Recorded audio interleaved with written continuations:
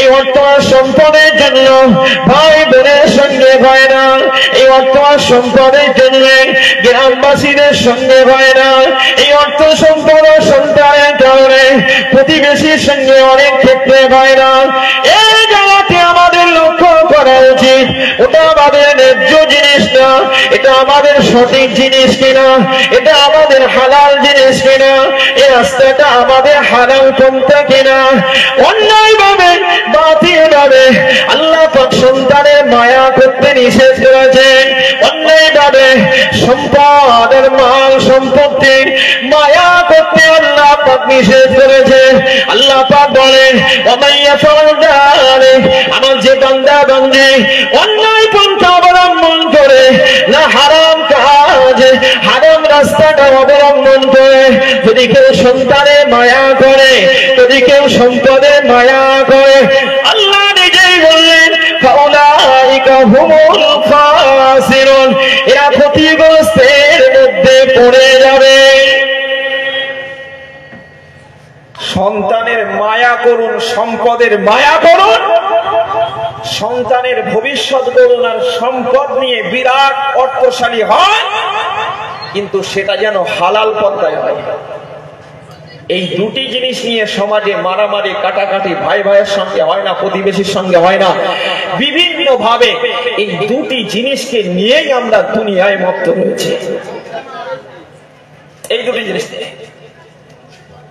আল্লাহ জানাতে বললেন ইন্নামা আমওয়ালুকুম ওয়া আওলাদুকুম ফিতনা। আল্লাহ বলেন ইন্নামা আমওয়ালুকুম, তোমাদের সম্পদ, ওয়া আওলাদুকুম, তোমাদের সন্তান, ফিতনাতুন। আল্লাহ বলেন তোমাদের সন্তান আর তোমাদের সম্পদ হলো সমস্যা। কি বলেছেন? সন্তান আর সম্পদ সমস্যা। তাহলে এই জায়গায় আপনি ঘুরিয়ে বলবেন হুজুর সন্তান আর সম্পদ যখন সমস্যা, তাহলে একটা করে সন্তান নেব, দুটোর বেশি আর নেব না। কথা বলে না। সন্তান যদি সমস্যাই হবে তাহলে একটা আর দুটো, এর বেশি আর নেব না। সন্তান যা হবে পেটের ভিতরে তাকে মার্ডার করবো। ফিতনা জিনিস, সমস্যা জিনিস রাখবো কেন? না আল্লাহ আপনাকে ওটা বোঝায়নি।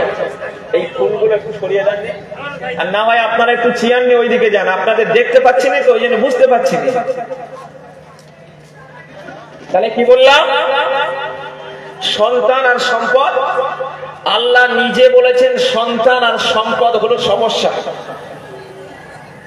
তাহলে আল্লাহ যখন সমস্যা বলেছেন, ভুল বলেছেন না ঠিক বলেছেন? একটু কথা বলতে হবে। ঠিকই বলেছেন। কেন ঠিক বললো?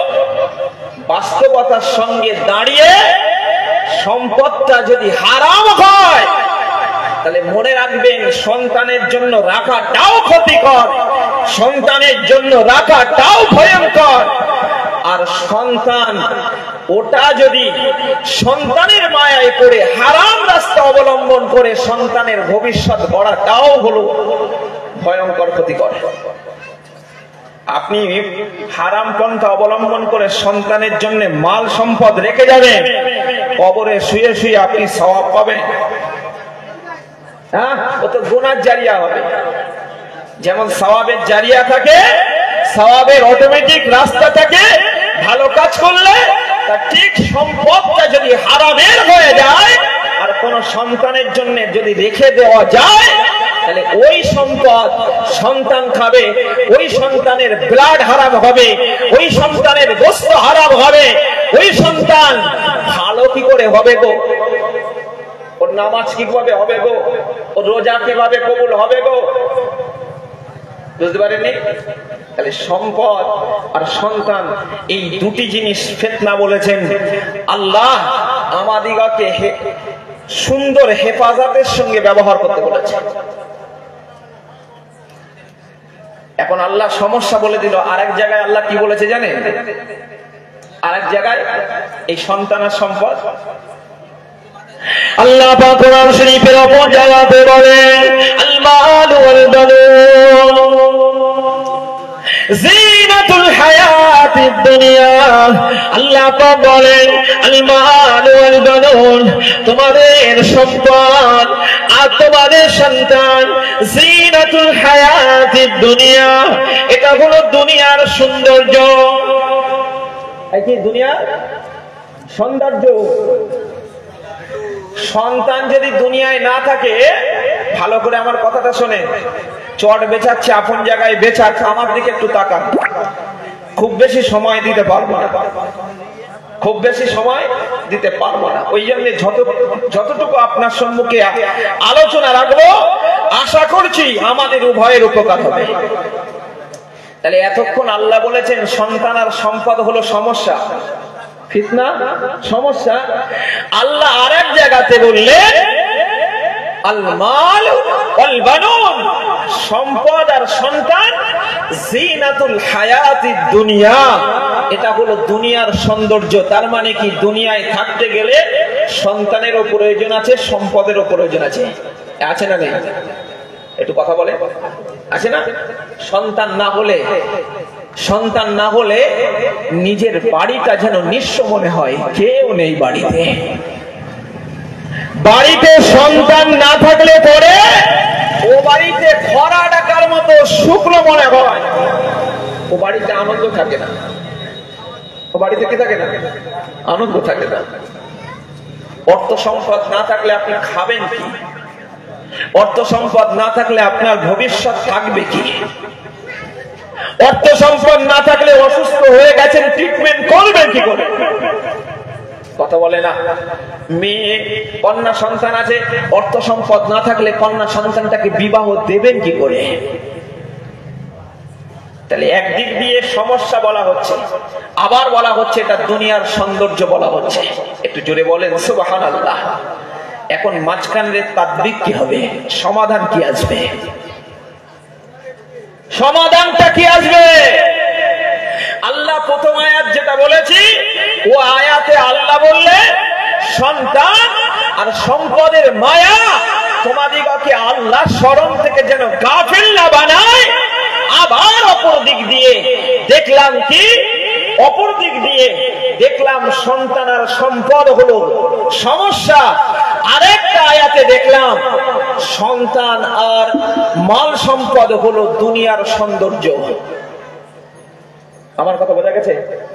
দুনিয়ার সৌন্দর্য। তাহলে এখন তাদবিক কি হবে? সমাধান কি হবে? সমাধান তো আসতে হবে, আসতে হবে না? চলেন সমাধানটা কি বুঝিয়ে দেখেন।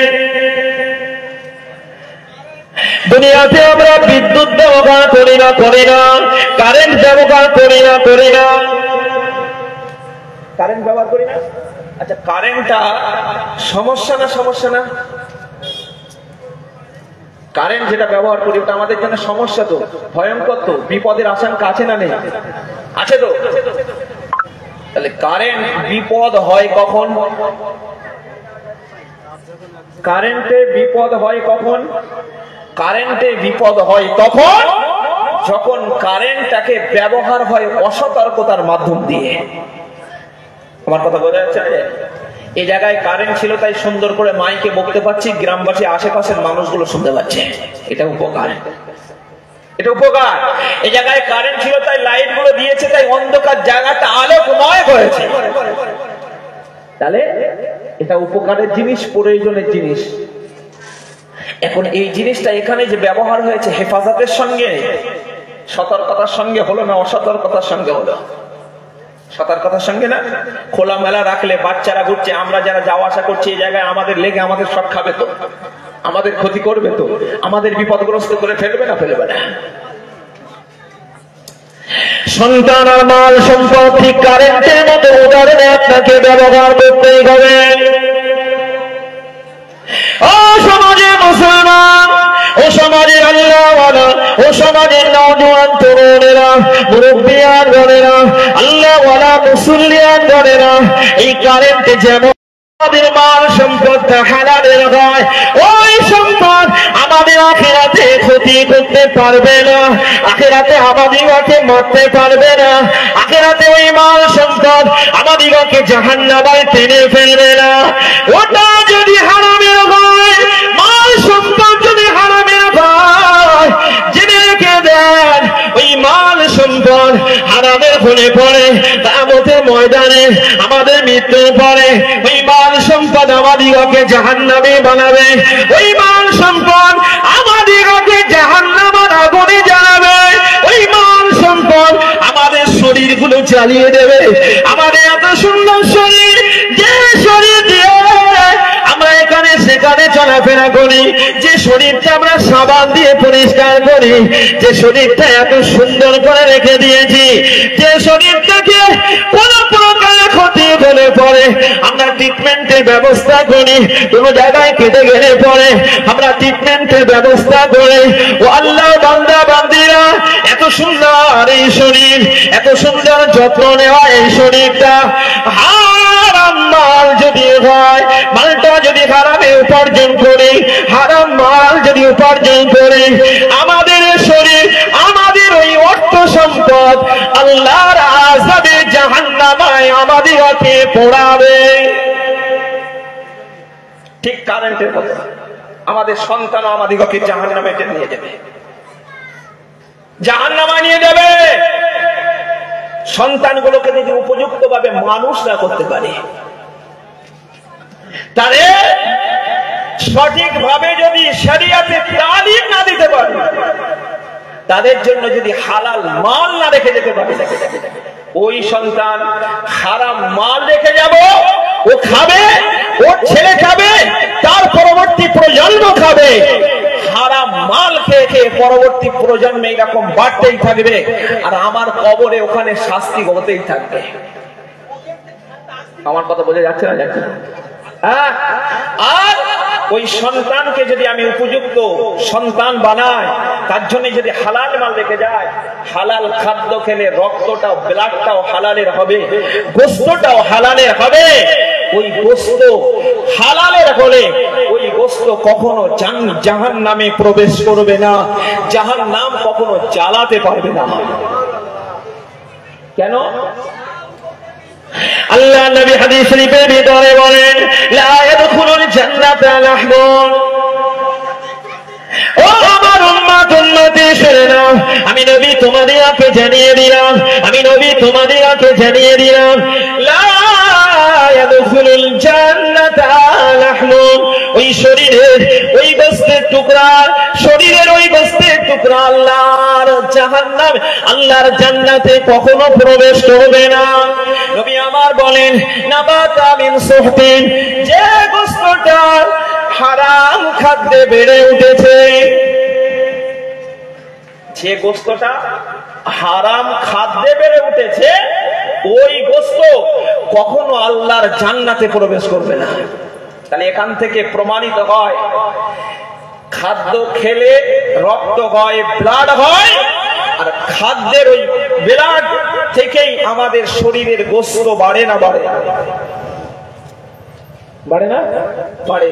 ওটা যদি হারামের হয়, তাহলে জেনে রাখতে হবে আল্লাহর জাহান্নামে জ্বলবে। আর যদি হালালের হয়, তাহলে জেনে রাখতে হবে হালালের হলে ওই গোশত কখনো আল্লাহর জাহান্নাম পোড়াতে পারবে না। তাহলে এবারে আসুন, এবারে আসি। এতক্ষণ ধরে আমরা দেখছিলাম যে সন্তান আর সম্পদ আমাদের ব্যবহার করতে হবে হিসাব করে। শেষ কথা কি করে? হিসাব করে। কারেন্টকে অসতর্কতার সঙ্গে ব্যবহার করলে যেমন আমাদের শেষ করে দেবে, তো আমাদের সন্তান আর সম্পদ ঠিক ওই রকম আমাদের জীবনটাও নষ্ট করে দেবে, জীবন নষ্ট করে দেবে। আপনি বুঝতে পারবেন না, কখনোই বুঝতে পারবেন না। তবে হ্যাঁ, এই দুটি লালন পালন করে, সম্পদ আর সন্তান লালন পালন করে তারা গার্জিয়ান, অভিভাবক।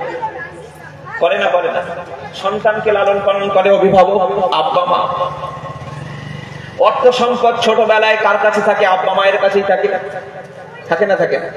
তাহলে দায়িত্ব হলো পিতামাতার। পিতামাতার দায়িত্ব উপযুক্ত যে সম্পদ রেখে যাবে ওটা যেন হালালের হয়।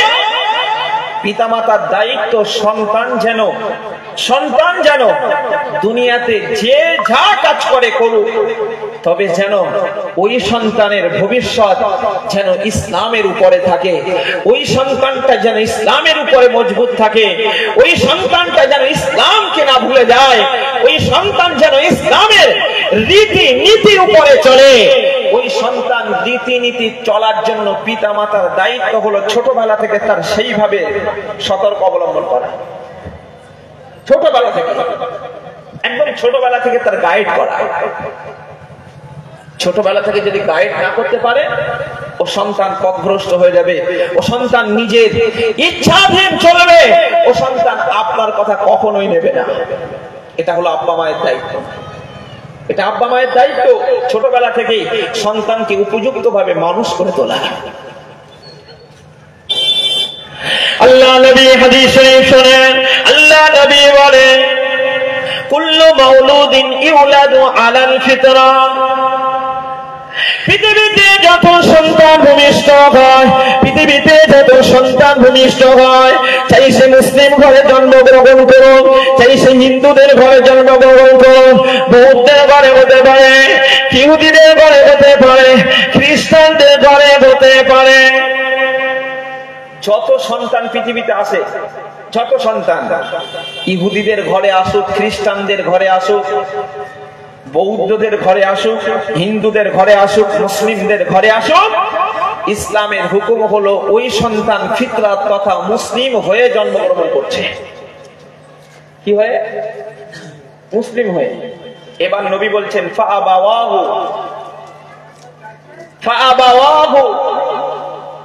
ইউহাউবিদানিহি, তার পিতামাতাই তাকে ইহুদি বানায়।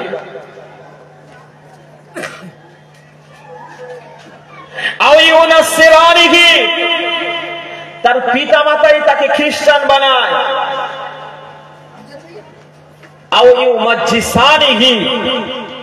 তার পিতামাতাই তাকে অগ্নি পূজারক বানায়। আচ্ছা, এই কথাটা বিশ্বাস হয় না? বিশ্বাস হয় না? মুসলমানের ঘরে যে ছেলেটা জন্মগ্রহণ করেছে, মুসলমানের বাড়িতে লালন পালন হচ্ছে, ওই মুসলমান ওই ধর্মে দীক্ষিত হবে না অন্য ধর্মে হবে? খ্রিস্টান ধর্মে যে ছেলেটা জন্মগ্রহণ করছে, ও খ্রিস্টানি ধর্মগ্রহণ ওর আব্বা মা সেই রাস্তায় দেবে, ইহুদিদেরকেও সেই রাস্তায় দেবে, বৌদ্ধদেরকে সেই রাস্তায় দেবে, হিন্দুদেরাও তারাও তাদের সন্তানের সেই রাস্তায় দেবে। দেবে না? দেবে না? এবারে যে নবী বললেন আলাল ফিতরা, মুসলিমের উপরে জন্মগ্রহণ করে, কোন একটা হসপিটালে চলে যান, হসপিটাল থেকে জাত দেখবেন না, কিছুই দেখবেন না, ওই বাচ্চাটা, একটা বাচ্চা নিয়ে আসুন। হঠাৎ করে আরজিকর হসপিটালে আছেন কি আপনাদের বসিরহাট হসপিটালে রয়েছেন, হঠাৎ করে দেখছেন যে একটা মা তার বাচ্চাকে দান করে দিতে চাইছে, সে যে ধর্মেরই হোক না কেন। এখন আপনার সন্তান নেই, আপনি বললেন যে সন্তানটা আমি নিয়ে যাই, আপনি নিলেন। আচ্ছা, ওর জন্য কি আলাদা করে তাকে মুসলমানের কলেমা পড়াতে হবে? আমার কথা বোঝা যায়? মুসলমান আমি নিয়ে আসছি, আমি নুরুদ্দিন রহমানি, আমি নিয়ে আসলাম, এখন ওই বাচ্চাটাকে আমার ধর্মে করবো না অন্য ধর্মে করবো? একটু কথা বলে না? তাহলে আমার ধর্মে করবো, সন্তানটা ধরুন খ্রিস্টান ধর্মে, আমি নিয়ে আসছি, আমি নিয়ে এসে আমার ধর্মে দীক্ষিত করছি। তার মানে কি বোঝাচ্ছে? আব্বা মাই সন্তানকে রাস্তা দেখায় না, অন্য কেউ দেখায়।